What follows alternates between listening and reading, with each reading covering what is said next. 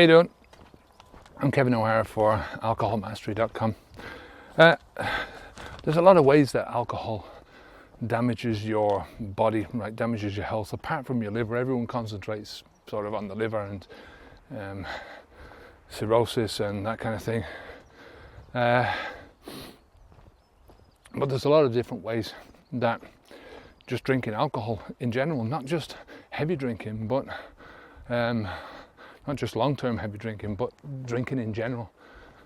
The first way is through your immune system, and your immune system is really the thing that stops a lot of shit from getting inside your body. You know, it basically says it on the tin, gives you immunity to a lot of the stuff that's out there which would otherwise cause chaos inside your body, right? And they say that even small amounts of alcohol affect your immune system, right? Think about the hangover. I mean, the hangover is in part due to your immune system being diminished, right, to a certain degree. You know, when you're young, it's a lot easier to handle hangovers than it is when you get older, because your immune system is a lot stronger just because of your age, you know, because you're young, you're strong, you're full of vitality. When you age, that strength and vitality diminishes anyway. But, you know, in the Western world and what we do to our bodies, not just in the alcohol that we're taking, other drugs that we're taking, including pharmaceuticals to help us with one thing, but the pharmaceuticals also give us detrimental consequences on the other side, you know. The food we eat, what we drink, you know, the lifestyle that we have, you know, we're in general very sedentary, you know. If you know, I'm doing a course now with a degree course, and one of the early parts of this course was on nutrition, and it's sort of stunning to find out that when we're talking about malnutrition, we always associate it with, you know, images. I remember the images from when I was growing up of the famines in Ethiopia and Live Aid and all that kind of stuff, if you're old enough to remember that. And, you know, malnutrition always, that's what I always pictured when I thought about malnutrition. But malnutrition is not only undernutrition, which is what you see there, you know, massive undernutrition, but it's also overnutrition. It's where people are getting so much foods that they're causing themselves to store fat. I mean, that's the only thing that your body can do. If you eat a lot of food, you don't shit it out, you store it as fat. And for the first time in our history, the world's population is divided. So there's just as many people who are overnourished as there are people who are undernourished. You know, and it's a problem with society, but it's an individual problem as well, you know, and it's only really at an individual level that you can solve these things. So anyway, going back to the autoimmune system, the immunity system, that's one of the things that is affected by drinking alcohol. So getting back to the point, it's the immune system which suffers a lot through heavy drinking. And, you know, it's one of those things, it's a cumulative effect and it's a widespread effect. So, you know, your immune system is damaged in one area, there's knock-on effects to other areas of your life as well. Another area where alcohol affects your health is in the quality of sleep that you're getting. You often hear drinkers say, well, you know, I can't quit drinking because I always need to have that nightcap to fall asleep at the end of an evening, you know. If I don't have the nightcap, I can't sleep.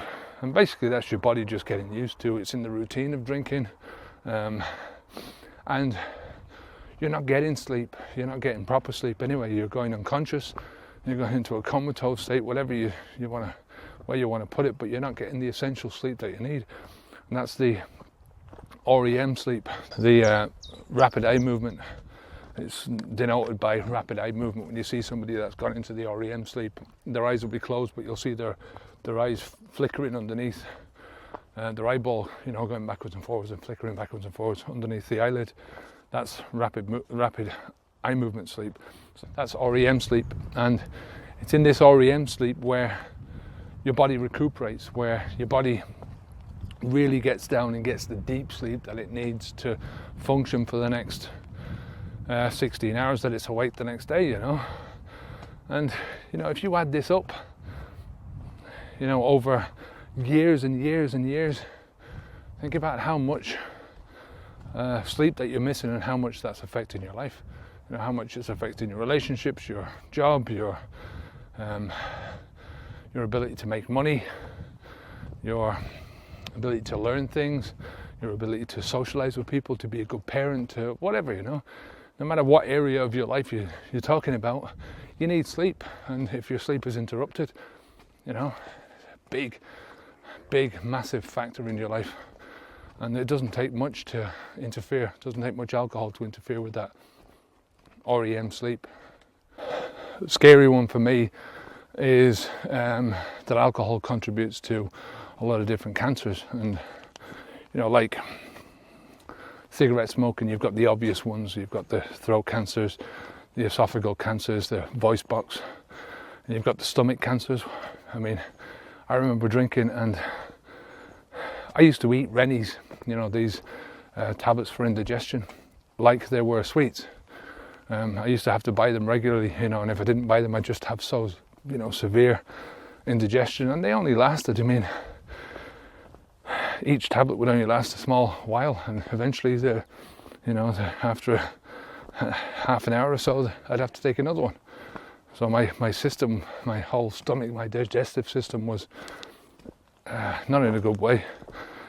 So you've got the stomach cancer, you've got colon cancer, rectal cancer. You've also got breast cancer and pancreatic cancer. And they're just the cancers that, can be directly attributed to drinking alcohol. The fourth one is cardiovascular disease, right? And that includes your heart and your veins and arteries, all that kind of stuff. And not only does alcohol have a direct influence on your heart, there's one called cardiac, what's the name of it?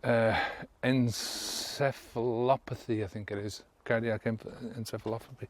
It's basically drooping heart syndrome, which is where your heart loses its structure. If you take, I don't know, what's the best thing, like a baby's nappy, right? When a baby's nappy is, when you first put it on, it's nice and tight and compact and stuff. You put it on the baby, and when you take it up in the morning, this nappy is hanging down, exactly the way your heart goes. It just loses its structure and starts sagging down inside your body. Fuck me, that's a scary thought. But not only that, when you're drinking alcohol, you're also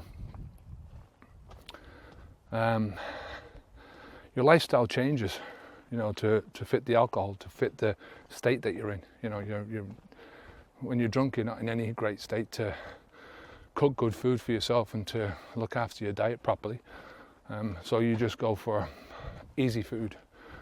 And easy food generally is not good food, When you're drunk, or when you're in a hangover state, same thing, bad nutrition. You want food that will try and bring you out of the hangover, comfort food. And you're also a lot less likely to go out and get exercise. If you are doing exercise, to push yourself through that exercise. So there's, as I say, knock-on effects to every single part of this, and we look at all these things in isolation, right? Lack of sleep, risk of cancer, risk of heart failure, right? Risk of brain damage. But all these things are connected, right? Your drinking alcohol is connected to so many other different areas of your life. and is infecting so many different areas of your life as well. That brings me to the fifth thing that I wanted to talk about, which was just the massive toll on your body that alcohol exerts. I mean, if you think about it, right, as soon as alcohol goes into your system, right, your system shuts down many of the life-saving processes that just go on in your body on a moment-by-moment basis, right? The more alcohol you drink, the more of these things are shut down, because your body has to get rid of the alcohol at all costs, right? So your liver has got a lot of different functions apart from getting rid of the toxins from the alcohol that you're drinking, right? So have all your other organs, but your liver will stop doing all the other things, and it will concentrate its whole efforts on getting rid of the alcohol until the alcohol is gone. Now, I've talked about this before, the amount of alcohol, the amount of Guinness that I used to drink. And, you know, if I drank 10 pints of Guinness, that's 3 units of alcohol per pint of Guinness, roughly speaking. So that's 30 units of alcohol. And my liver can only metabolize 1 unit of alcohol per hour. So that's 30 hours of alcohol that my 30 hours that my liver is going to have to go through the metabolization process, processing that alcohol, turning it into acetaldehyde, and then turning it into acetate and getting rid of it out of the body. And while all that's going on, my liver cannot do the function that it's normally supposed to do, right? So if you take 3 pints of Guinness, or 3 units of alcohol per pint of Guinness, right, and you multiply that out by 24, right? So that's, math is shit today. So it's roughly 7.5 pints. So if I drank 7.5 pints of Guinness per day, that's it. My body cannot do anything else. It's going to consistently have to go through this cycle of just getting rid of the alcohol out of my body, right? Nothing else. It can't do anything else. You know, and obviously I didn't do that, but there would be times when I would go out and I would drink maybe 2 or 3 pints in a night, stop there, but then the next night I might drink 10. You know, I might drink 20 at the weekends. A lot of booze was going in and out of my system. So, you know, just think about that, you know, and you know, even if you're only drinking, like, say, a few glasses of wine every night, you know, that your system has to deal with that before it can deal with anything else. So while it's dealing with that, it can't deal with the other things that it's supposed to be dealing with on a moment-by-moment basis, right? So just remember that while your body is doing this, while your body is, you know, diverting the resources away from the normal stuff that it's supposed to be doing throughout your body, you know, not only in your liver, in your kidneys, in your stomach, in your brain, throughout your body. I mean, alcohol gets everywhere. So while your body is dealing with this, it cannot use those resources for the things that it's supposed to be doing. So alcohol is creating havoc inside your system, you know, pure and simple. You know, and finally, you know, when we talk about alcohol from the perspective of your health, I just want to touch on, you know, how it affects the things that are around you. I've already talked about, you know, like how, you know, when you're getting no sleep, that the alcohol can start affecting your relationships, and it can start affecting your work ethic, how hard you work, how you're thinking about work, you know, how you're pushing yourself forward. How it affects every part of your life. Well, you know, alcohol does that. You know, when you're in a hangover state, when you're consistently, you've got this brain fog, and I don't care how much you drink, you're going to have a certain amount of brain fog. Even if you don't notice it, it's there, right? And it's affecting everything that you do in your life. And once you've got this, then, you know, all these other areas of your life are being affected, and that in itself causes stress. And as we know, stress is a killer, right? Stress can, you know, there's certain amounts of stress in life which are good. We need stress, right? We need stress to sort of push us forwards, to make us do things that we otherwise wouldn't do, right? But there's too much stress is bad for you, you know, and it's going to cause you a lot of problems. So, you know, from that perspective, you know, just having that effect on the outside world and alcohol affecting you in many different ways, it's going to cause you a lot more problems in the long run. So I hope you can see from all these things that, you know, taking alcohol is not just something that gets you in one area, right? That you know, you might have a weaker heart or something, or you might have a more fuzzier brain, or that your liver might be affected. Alcohol affects everything, right? It's not just one thing. You know, one thing might get you at the end of the day, right? But it's the quality of life, and all of these things add up, you know, to a bad quality of life, and all because of one thing that you're doing. You know, drinking alcohol has knock-on effects in so many different areas of your life, in your nutrition, in your relationships, in your work, blah, blah, all that kind of stuff, right? You know where it's affecting your life, you know. So it goes to sort of in the same direction that if you stop drinking alcohol, that it's going to have a massive positive impact on your life also, you know, in so many different areas. So look, if you want more information about quitting drinking alcohol, or what's the best way of sort of approaching quitting drinking alcohol from the perspective of leaving alcohol behind you and pursuing your dreams, then come on over to alcoholmastery.com. We've a lot of different resources over there, from loads of free videos. There's some paid courses. There is one-on-one coaching.